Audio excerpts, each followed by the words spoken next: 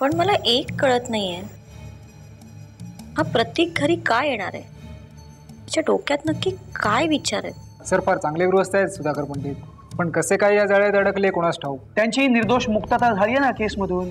कसं आहे कदम, चांगल्या माणसाच्या बाबतीत नेहमी चांगलंच घडतं. त्या राहुल बद्दल काही तुम्हाला? तुम्ही मला भेटा, मग काय ते सांगते. बरं उद्या भेटूया.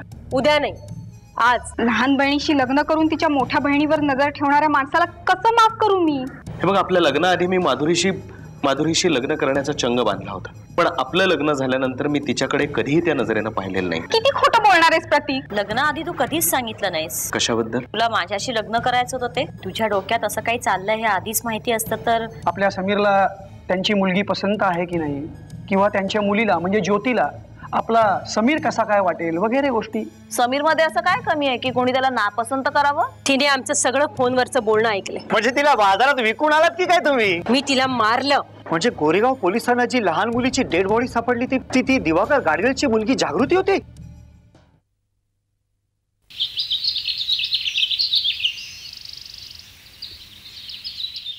अगं बाई भाऊजी, या ना, या या, बसा.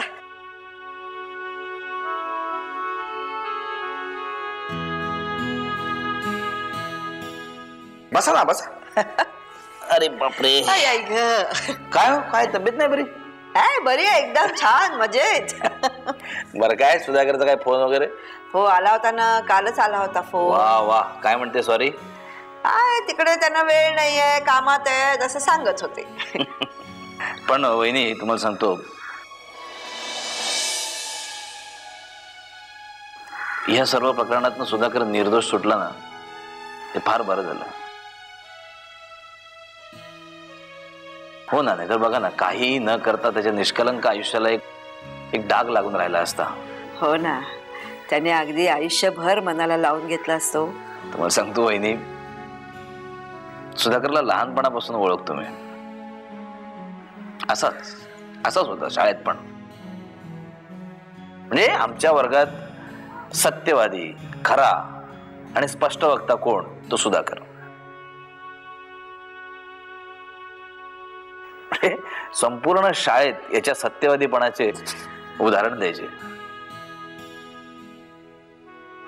हे नेहमी खरं बोलावे. कोणासारखे? सुधाकर पंडित सारखे. असं आम्हाला शिकवायचे. तसंच आहे अजून पण.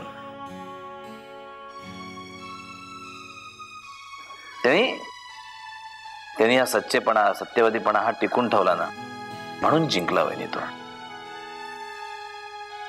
त्याच्या विरोधकांनी त्याच्यावर किती आरोप प्रत्यारोप केलेत ना, तरी नेहमी सत्यच जिंकणार. म्हणजे सुधाकर पंडितच जिंकणार. हो ना, अगदी लाख मोलाचं बोलला तो भाऊजी तुम्ही. अहो, मी तुमच्याशी बोलत काय बसले, तुम्हाला साधं चहा कॉफी सुद्धा विचारली नाही. काय घेणार तुम्ही? चहा घेणार का? अहो नको नको नको, उगाच कशाला त्रास घेता. दी मोनिका कुठे आहे? ना आतमध्ये. बसा, मी तिला पाठवते. बसा बसा, मी चहा आणते, बसा. अहो काय तुम्ही वहिनी, नको ना. मोनिका,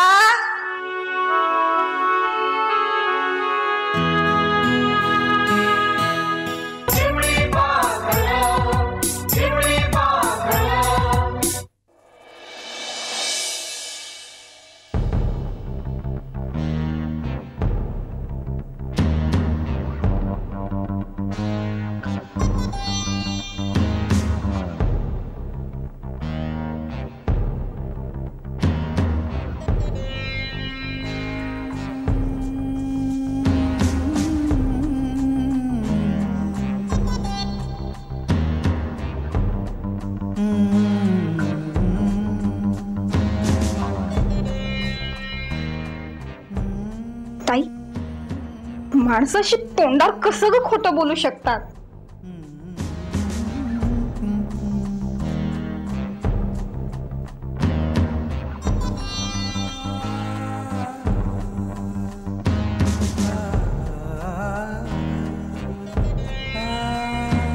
मी खरं सांगते ताई, तू आमच्या लग्नानंतरही तुझ्याबद्दल बरंच काही बोलत होता ग. आय नो प्रिया, तू माझ्याशी खोटं बोलणार नाहीस. ताई, अगं त्याने कितीही क्षमायाचना केल्या ना तरी मी नाही माफ करणार त्याला. एक वेळ ना आमच्या दुसऱ्या कोणत्याही कारणावरून भांडण झालं असतं ना तर मी इग्नोर केलं असतं. पण लग्नानंतर तुझ्याविषयी त्याने ओके ओके मी असल्या माणसाबरोबर राहण्यापेक्षा ना एकटं राहणं पसंत करते. तू आधी शांत हो पाहू.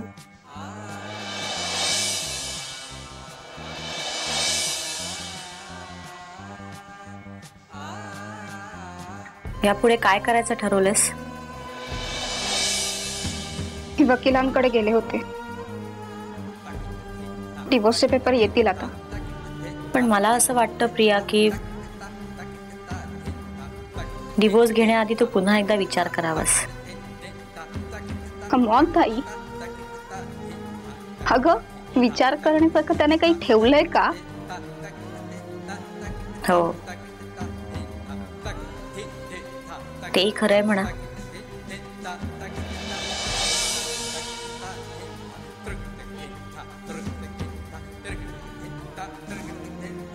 एक सांगू का प्रिया, तुझ्या आयुष्यात जे काही घडलं त्याला आपले मम्मी पप्पा कारणीभूत नाही आहेत ग. मला असं कळलं म्हणजे मम्मी सांगत होते की तू पप्पांना. ताई प्लीज, तू मला याच्याविषयी काही सांगू नकोस. आधीच माझं डोकं दुखतंय.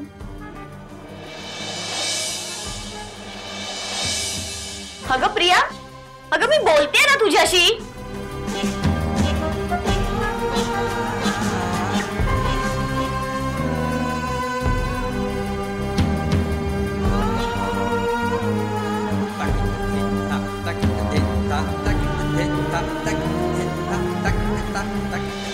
लहान बहिणीशी लग्न करून तिच्या मोठ्या बहिणीवर नजर ठेवणाऱ्या माणसाला कसं माफ करू मी? प्रिया प्रिया मी खरंच चुकलोय, मला माहिती आहे.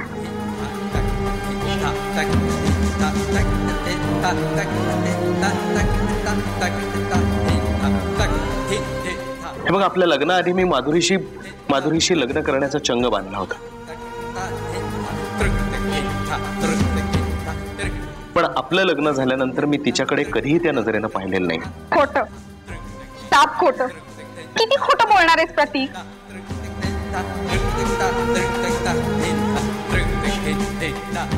पप्पा,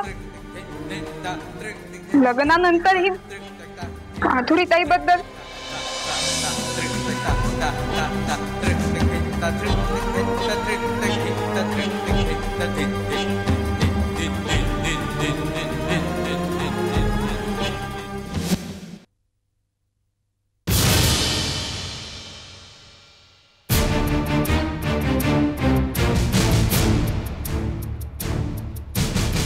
शंकर, तुझंच नाव आहे काय? हा मॅडम. मी पूनम देव, क्राईम ब्रांच. जागृती गाडगीळ केसच्या संबंधात चौकशी करायची होती. हा मॅडम, विचारा ना. त्या दिवशी तुझी बस शाळेतून किती वाजता निघाली? म्हणजे मॅडम, शाळा 5 वाजता सुटते आणि आमची बस 5:15 वाजता शाळेवरून सुटते. त्या दिवशी पण 5:15 वाजता निघाली होती बस? हां, बस वेळेवर सुटली. ओके. बरं, जागृतीशी काही बोलणं झालं होतं? सगळी मुले बसमध्ये बसल्यावर मी पाहिलं तर जागृती खालीच उभी होती. मी म्हटलं तिला की ये बसमध्ये. मग ती म्हणाली की नाही, मी आज बसमधून घरी नाही येणार आहे. मग तू विचारलं कुठे जाणार आहे? हो विचारलं ना, तर ती म्हणाली की तिच्या मावशीकडे जाणार आहे म्हणून. कुठल्या मावशीकडे? त्या मावशीचं काही नाव वगैरे सांगितलं तिने? नाही, मावशीचं नाव नाही सांगितलं आणि मी नाही विचारलं.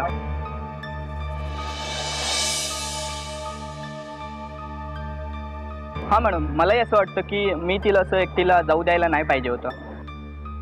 बरं मला एक सांग,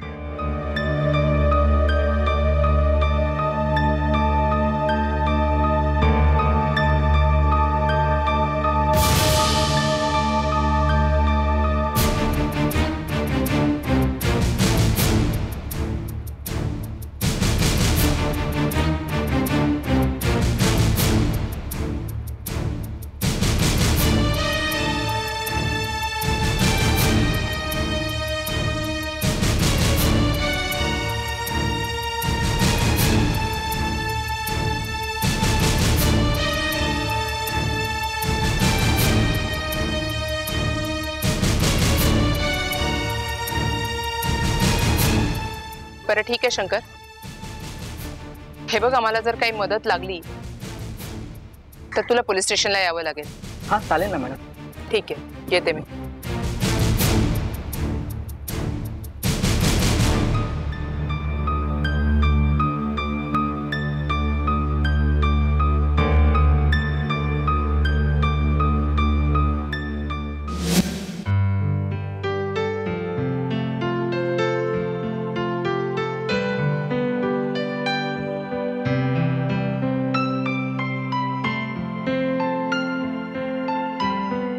काय ग ज्योती, अगं तांदूळ निवडून झाले का खेळत बसलेस त्याच्यात? होत आहेत ग.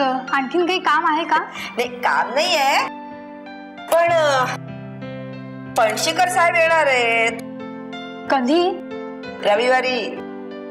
आई, गेल्या वेळेस समीर आला होता, यावेळेस पण येणार आहे का तो? आता समीर येणार आहे की नाही मला काही तुझ्या बाबांनी सांगितलं नाही. त्यांनी मला फोन करून सांगितलं की पणशीकर येणार आहेत. अगं गेल्या वेळेस समीर येऊन तुला भेटून गेला ना, बोलून गेला. कदाचित तू त्याला आवडली असशील, पसंत असशील, म्हणून त्यांनी घरी तसं सांगितलं असेल. आता पणशीकर बोलणी करण्यासाठी येणार असतील, काय माहित. आई तू म्हणतेस बोलणी करायची, पण बाबा येणार आहेत का रविवारपर्यंत? अगं ते म्हणाले प्रयत्न करतो, पण जमेल असं वाटत नाही, खूप काम आहे. बघूया येतील की नाही कुणास ठाऊक. अगं आई, बोलणी करणार आहात, मग मानपानाचं देण्या घेण्याचं कोण बोलणार? अगं मी आहे, आविदादा आहे, आणि मी शरद भाऊजींना सुद्धा बोलवणार आहे ना. आणि अगं तू म्हणतेस तसं मानापानाचं देण्या घेण्याचं ते सगळं बाबा आल्यानंतर आपण बोलू. हा आता कदाचित पणशीकरांना बघायचं असेल ती कोण मुलगी आहे, घरदार कसा आहे, म्हणून ते येणार असतील, काय माहित. पण बाबा हवे होते ग. पण आता बघूया. आई तुम्ही बोलणी करणार आहात,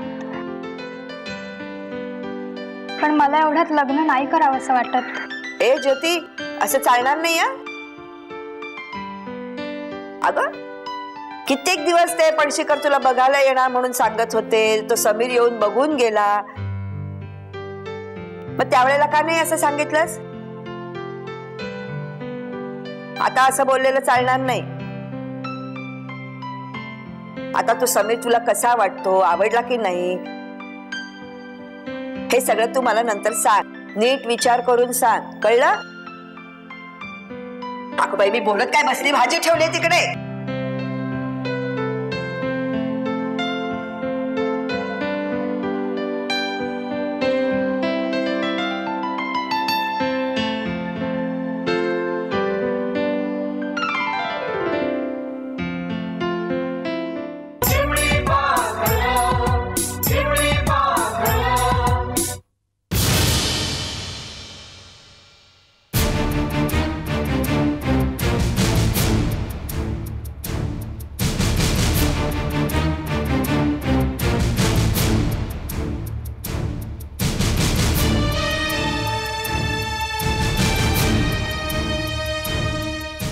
गोडबोले मॅडम, मला जागृतीच्या केसच्या संबंधात काही प्रश्न विचारायचे आहेत. बघा ना काय झालंय. जागृती तशी खूप गोड मुलगी, तसं बघायला गेलं तर अभ्यासातही खूप हुशार. बरं मला सांगा, त्या दिवशी तुमच्याकडे काही बोलली होती ती? नाही, तसं काही विशेष बोलली नव्हती. हा, पण ती थोडीशी अस्वस्थ वाटत होती. म्हणजे नेहमीसारखं तिचं अभ्यासात लक्ष नव्हतं. मला असं वाटलं ती तब्येत ठीक नसावी. मी तिला 2 वेळा विचारलंही, पण ती काहीच बोलली नाही. बरं, त्या दिवशी ती कुठे जाणार वगैरे काही बोलली होती तुमच्याकडे? तसं काहीच बोलली नव्हती.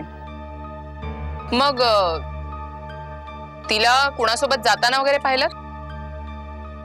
काय झालं मॅडम, त्या दिवशी शाळा सुटल्यानंतर मी लगेच स्टाफ रूम मध्ये गेले आणि नंतर काय झालं मला काहीच माहिती नाही. ओके. बघा ना मॅडम, किती वाईट झालं. Thanks Mrs Godbole. पुन्हा जर तुमची काही मदत लागली तर मी निश्चित भेटेन तुम्हाला. चला.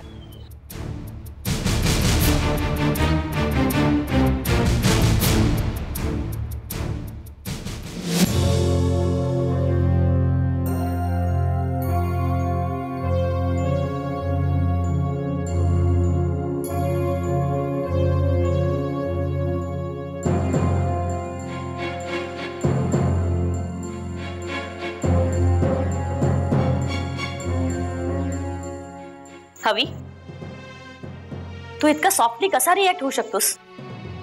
प्रिया काय म्हणाली तुला कळलं का? अरे लग्नानंतर सुद्धा तो प्रतीक माझ्याबद्दल विचार करत होता. मला तर त्याचा इतका राग आला होता. अरे तुला तर दुप्पट राग यायला हवा होता. माधुरी, तुला काय म्हणायचंय? मी तिथे त्या प्रतीक बरोबर भांडायला हवं होतं का? मला अगदी तसं म्हणायचं नव्हतं. अगं, तिथली परिस्थिती काय होती सांग ना. ती प्रिया रडून मोठ्या मोठ्याने ओरडत होती आणि आपण त्यांना समजवायचं की त्या तिथल्या परिस्थितीला स्फोटक बनवायचं. मी अगदी स्फोटक बनवायला सांगत नाहीये, पण इतकं सॉफ्टली रिॲक्ट होतोस तू.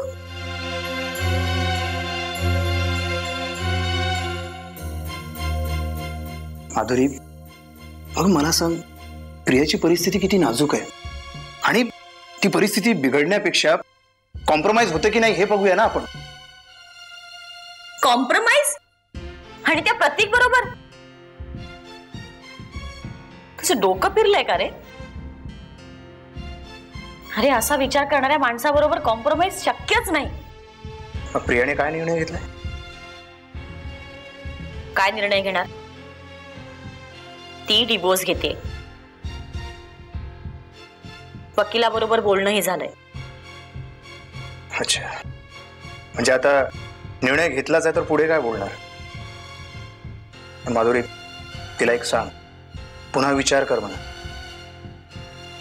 हे बघ, तोडणं सोपं असतं आणि एकदा का नाती तुटली ना तेव्हा ते पुन्हा जोडणं खूप कठीण असतं. हवी काय विचार करायचा? मला विचारशील तर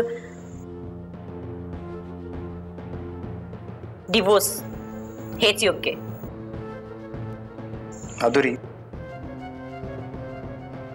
तुझ्यावर जर ही परिस्थिती आली असती तर तू काय केलं असतं? मीही तेच केलं असतं.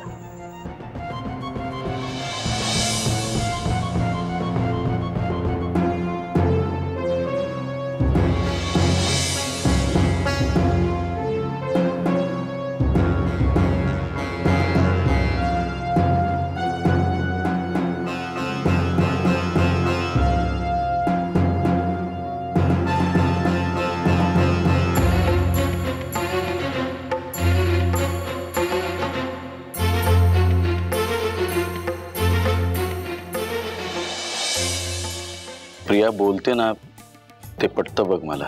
म्हणजे ते या लग्नापूर्वी आपण काही गोष्टींची शहानिशा करून घ्यायला हवी होती.